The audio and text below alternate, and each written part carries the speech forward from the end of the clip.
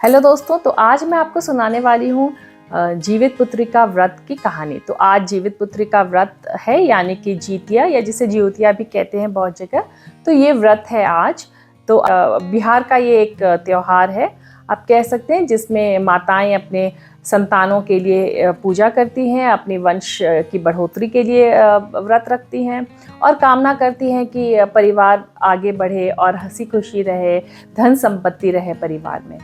तो एक्चुअली क्या है कि कथा पढ़ी जाती है इस पुस्तक से। मैं भी इस पुस्तिका से कथा पढ़ती हूँ हर साल, लेकिन कथा बहुत समझ में नहीं आती क्योंकि कथा पढ़ते वक्त बस पढ़ लेते हैं हम लोग। तो आज मैंने सोचा कि क्यों ना इस कथा को एक्सप्लेन किया जाए और आपको भी समझाया जाए कि इस कथा में क्या लिखा है। तो चलिए सुनते हैं जीवित पुत्रिका कथा को अपने शब्दों में। तो मैं ये कथा की किताब यूज़ कर रही हूँ जिसमें जो कहानी लिखा है मैं इसको एक्सप्लेन करूँगी, कथा नहीं बताऊँगी, कथा पढ़ूँगी नहीं, बस उसको एक्सप्लेन करके कथा आपको समझाऊँगी। तो सबसे पहले क्या होता है कि नैमिषारण्य के जो निवासी ऋषि थे, वे गए सूत जी के पास ये पूछने कि सूत जी कुछ ऐसा व्रत बताएं, कुछ ऐसी कथा बताएं जिससे लोगों के बालक जो हैं, लोगों के जो संतान है वो दीर्घायु होंगे और ज़्यादा दिन तक जीवित रहेंगे। तो कुछ ऐसी कथा हो तो बताएं। तो सूत जी उनको बोलते हैं कि द्वापर के अंत में और कलयुग के शुरुआत में कुछ से आपस में ये बातें करती थी कि क्या इस कलयुग में मतलब क्या माता के रहते पुत्र जीवित नहीं रहेंगे, क्या पुत्र मर जाएंगे। तो इस पर उनका वो बहुत विचार कर रही थी। तो इसका कोई उपाय नहीं मिल रहा था, उनको ये पता नहीं कर पा रही थी। तो क्या कि वो स्त्रियां गई गौतम ऋषि के पास इसकी जानकारी लेने। तो गौतम ऋषि ने उनको बोला कि देखिए, मैं तो जो जानता हूँ, जो पढ़ा हूँ, उसके बारे में आपको बता सकता हूँ। तो क्या हुआ था कि कौरव और पांडव की जब लड़ाई हुई थी और तो पांडवों के सारे पुत्र युद्ध में मारे गए थे। तो इस पे द्रौपदी जो है बहुत दुखी हो गई थी और वो उस चीज़ को एक्सेप्ट नहीं कर पा रही थी कि उनके सारे पुत्र मारे गए हैं। तो धौम्य ऋषि के पास गई और वो बोली कि कुछ ऐसा व्रत बताइए, कुछ ऐसी चीज़ बताइए कि बच्चे जो हैं वो दीर्घायु हो, वो इस तरह से माता के सामने न मरे। तो धौम्य ऋषि ने फिर उन्हें बताया कि द्रौपदी उनसे पूछी कौन सा ऐसा व्रत किया जाए, क्या उपाय किया जाए कि बच्चे दीर्घायु हों और ऐसे न मारे जाएं। तो धौम्य ने उन्हें बताया कि एक राजा है जो बहुत ही सत्कर्मों वाले हैं, सत्वचनों वाले हैं। उनका नाम है जिमूत वाहन। तो जिमूत वाहन जो है बहुत ही सच्चे और सत्कर्मों वाले राजा थे। तो एक बार क्या होता है कि वो अपनी पत्नी के घर गए हुए थे। तो पत्नी के घर जब वो गए थे तो वहाँ पे क्या हुआ, एक रात जब वो सो रहे थे तो अचानक उनकी नींद खुली कि किसी बूढ़ी औरत की आवाज़ से उनकी नींद खुली। तो वे वहाँ गए और देखने गए कि क्या हुआ, कौन रो रहा है इस तरह से रात के इस समय। तो उन्होंने उनसे पूछा कि आप क्यों रो रही हैं माता, क्या हो गया। तो उन्होंने बोला, क्या बताऊं बेटा, मेरा जो बेटा है और इस जगह में जितने भी बालक हैं उन्हें गरुड़ जो है उठाकर ले जाता है और इसलिए परेशान है। तो जिमूत वाहन ने कहा, जिमूत वाहन ना बहुत सत्कर्मों वाला, बहुत सैक्रिफाइसिंग टाइप के राजा थे। तो उन्होंने बोला उनको कि अच्छा एक काम करिए, मैं कल चला जाऊंगा गरुड़ के पास, तो गरुड़ मुझे ही खा लेगा, आप लोगों को परेशान नहीं करेगा। तो ये बोल करके दूसरे दिन जिमूत वाहन पहाड़ पर वहां चले गए जहां गरुड़ आकर बालकों को खा जाता था। तो गरुड़ उसे देखकर एक तरफ का अंग खा गया। जब एक तरफ का अंग खाया तो राजा जिमूत वाहन ने अब दूसरा अंग उसके सामने कर दिया। जब दूसरा अंग उसके सामने कर दिया तो गरुड़ को लगा कि नहीं, ये तो कोई मामूली व्यक्ति नहीं है, कि ये तो कोई और ही है जो सारे इस पीड़ा को अच्छे से सह ले रहा है और दूसरा अंग भी मेरे सामने कर देता है। तो उन्होंने उससे पूछा कि आखिर तुम हो कौन, तुम कोई आम इंसान या मामूली इंसान नहीं लग रहे हो, तुम कौन हो, तुम देव योनि में तुम कौन हो, तुम मनुष्य जान नहीं पड़ते हो, तुम कोई और हो। तो उन्होंने बोला कि मेरी माता का नाम जो है वो शैव्या है और मेरे पिता है शालिवाहन और मैं सूर्य वंश में जन्मा हूँ और मेरा नाम जिमूत वाहन है। तो उन्होंने बोला कि आप बहुत महान हैं जो आप अपने आप को सैक्रिफाइस करने इधर आ गया, आप खुद आ गए, आप बोलिए मैं आपकी क्या सेवा कर सकता हूँ, आपको क्या आपकी इच्छा क्या है। तो उन्होंने कहा कि आप अगर मुझे वर देना ही चाहते हैं, आप मुझे कुछ देना ही चाहते हैं, तो कुछ ऐसा कीजिए, कुछ ऐसा वरदान दीजिए कि कोई बालक भी नहीं मरे और हमेशा दीर्घायु रहे, और आप हर किसी को हर कोई बहुत ही अच्छे से अच्छा जीवन अपने परिवार के साथ बालक बिताएं। तो गरुड़राज, अगर आप मुझे वर देना चाहते तो बस इतना ही दीजिए। यह सुनकर गरुड़राज बोले ठीक है, और वे चले गए अमृत लाने के लिए। और तो वो जाकर अमृत से वो नाग लोग जाकर के अमृत लेकर के आए, और उन हड्डियों पर उन्होंने अमृत फेंका, जिसको खाकर जिन बालकों को खाकर उनकी हड्डियां पड़ी थी उस पर उन्होंने अमृत फेंका, और सारे बालक जो हैं, सारे लोग वहाँ के जो लोग मर चुके थे सब वापस जीवित हो गए।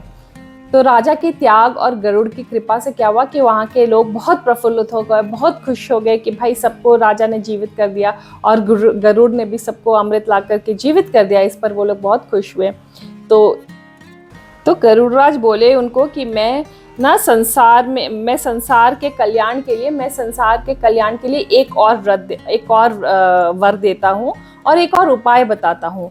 अष्टमी में उन्होंने बोला कि मैं एक और उपाय देता हूँ कि अश्विन कृष्ण की अष्टमी के समय जो स्त्रियां व्रत रखेंगी और दूसरे दिन यानी कि नवमी में जो पारण करेंगी, उनके बेटे उनके बच्चे दीर्घायु होंगे और उनके परिवार में हमेशा हंसी खुशी का माहौल रहेगा। यह सुनकर सारे लोग बहुत खुशी हुए कि भाई एक उपाय भी मिल गया कि बच्चे दीर्घायु कैसे रहे। उसके बाद क्या हुआ कि जो जीमूत वाहन थे अपनी पत्नी के साथ वापस अपने नगर चले गए। तो उन्होंने कहा कि त्रिलोक में जो माँ दुर्गा है वही है जीवित पुत्रिका, वही कहलाई गई है जीवित पुत्रिका। तो जो स्त्रियां इन माँ दुर्गा की यानी कि जीवित पुत्रिका की और आपकी कुशा के फॉर्म में कुशा की आकृति बनाकर जीमूत वाहन की पूजा करेंगी, उनकी संतान आगे बढ़ेंगी और वंश की बढ़ोतरी होगी। ऋषि धौम्य ने फिर द्रौपदी से कहा कि हे द्रौपदी, मैंने तुम्हें बहुत ही उत्तम व्रत बताया है, इस जीमूत वाहन का बहुत ही उत्तम व्रत बताया है, जीवित पुत्री का व्रत, जिससे सौभाग्य की प्राप्ति होती, तुम इसे जरूर करो। द्रौपदी बहुत खुश हो गई और अपनी सखियों के साथ जाकर उस व्रत को उन्होंने किया। तो अब गौतम जी कहते हैं कि जब ये कहानी हो रही थी, इस कहानी के महत्व को जब बताया जा रहा था, तो वहाँ पे एक चिल्ली भी इस कहानी को सुन रही थी, इसके महत्व को सुन रही थी, और वो पीपल के पेड़ पे बैठी हुई थी, और नीचे ही एक सियारन भी बैठी थी। तो दोनों ने जब इस व्रत का प्रभाव सुना, तो दोनों ने सोचा कि चलो मैं भी इस व्रत को करती हूँ, और चिल्ली और सियारन दोनों ने इस व्रत को किया। और तब क्या हुआ कि जब व्रत ये कर रही थी तो अच्छे से व्रत किया, तो चिल्ली जाकर के कहीं कोई ब्राह्मण इस कथा को बता रहा था, तो उस कथा को उसने सुना और वापस आके अपनी फ्रेंड जो थी सियारन, उसको भी इस कथा को सुनाई चिल्ली। और उसके बाद दोनों ने सोचा कि चलो अब अगले दिन नवमी है, उस दिन हमें पारण करना है। तो ये जब सियारन कथा सुन रही थी, तो उसके बाद उसे बहुत भूख लगी। तो वो क्या हुआ, वो चली गई शमशान में, और शमशान में जाकर ढेर सारा मांस खाकर अपना पेट भर आई। तो दूसरे दिन क्या हुआ, चिल्ली गई गौशाला, वहाँ पे गाय का दूध पी और उससे अपना पारण किया। तो अब क्या हुआ कि दोनों की मृत्यु हो गई एक दिन, और दोनों का पुनर्जन्म हुआ अयोध्या के किसी व्यापारी के यहाँ हुआ। तो जो सियारन थी वो बड़ी बहन हुई, और दोनों का एक ही घर में जन्म हुआ, और चिल्ली जो थी वो छोटी बहन थी। तो उसके बाद थोड़ी जब दोनों बड़ी हुई तो फिर काशी राज से बड़ी बहन का विवाह हुआ, और उन्हीं के मंत्री से छोटी बहन का विवाह हो गया, जो कि चिल्ली थी। तो अब क्या होता था कि सियारन जो थी जो बड़ी बहन थी, यानी कि जो महारानी थी, अब जो महारानी हो गई थी काशी की, तो वहाँ पे वो जो भी पुत्र या जो भी बच्चे को जन्म देती, वो बच्चे की मृत्यु हो जाती। जबकि चिल्ली ने 8 हृष्ट-पुष्ट बच्चों को जन्म दिया था, यानी कि मंत्री की पत्नी ने 8 हृष्ट-पुष्ट बच्चों को जन्म दिया था। और राजा की जो पत्नी थी, वो जब भी बच्चे को जन्म देती, बच्चा मर जाता, और इससे वो बहुत दुखी थी। और उसे अपनी बहन से ईर्ष्या भी होने लगी थी कि भाई इसके तो सारे बच्चे एकदम जीवित रहते हैं और मेरे तो मर जाते। तो उन्होंने अपने पति से बोला, राजा से बोला कि आप कुछ भी कीजिए, अगर आप चाहते हैं कि मैं जीवित रहूं तो आप इन बच्चों को, इसके बच्चों को कैसे भी ख़त्म कीजिए। तो राजा ने भी बहुत उपाय किए उसको मारने के, लेकिन हर बार क्या होता था कि बच्चे बच जाते थे। एक बार क्या हुआ कि राजा ने सारे बच्चों के सर को काट करके एक डब्बे में भर के मंत्री के घर भिजवा दिया। तो जब मंत्री की पत्नी ने जब सारे डब्बों को खोला तो उसमें हीरे जवाहरात मोती थे और उसके बच्चे कहीं और से चले आ रहे थे। तो इस बात पे तो राजा को भी बहुत आश्चर्य कि ये क्या हो रहा है। तब जो बड़ी बहन थी वो गई छोटी बहन के पास और उसने बोला कि ऐसा क्या है, तुमने ऐसा क्या किया है जो तुम्हारे सारे बच्चे हमेशा अच्छे हैं और खुश रह रहे हैं और मेरा जो भी संतान मेरी हो रही है वो मृत्यु को प्राप्त हो जा रही है, जिंदा नहीं रह पा रही, ऐसा क्या किया है तुमने। तब मंत्री की पत्नी ने उसे याद दिलाई कि देखो पिछले जन्म में तुम सियारन थी और मैं चिल्ली, और हमने ऐसा सा व्रत किया था और जिसमें उस व्रत में तुमने बीच में ही अपना भोजन कर लिया था, जिसकी वजह से ये हुआ है और तुम्हारे पुत्र या तुम्हारे संतान मर जा रही है और मेरी संतान जीवित रह रही है। तो तुम क्यों ना एक बार फिर से ये व्रत करो, ये जीमूत वाहन, ये जीवित पुत्री का व्रत फिर से करो तो सब ठीक होगा। तो ये सुनकर सियारिन ने ये व्रत बड़े उमंगों से किया और उसके बाद उसके अच्छे हृष्ट पृष्ट बच्चे हुए। तो सूत जी कहते हैं कि सब प्रकार का आनंद देने वाले मैंने यह दिव्य व्रत बतलाया है। तो अगर स्त्रियां चिरंजीवी संतान चाहती हैं तो ये जीवित पुत्रिका का व्रत अवश्य करें। तो ये कहानी समाप्त हुई। थैंक यू, नमस्कार।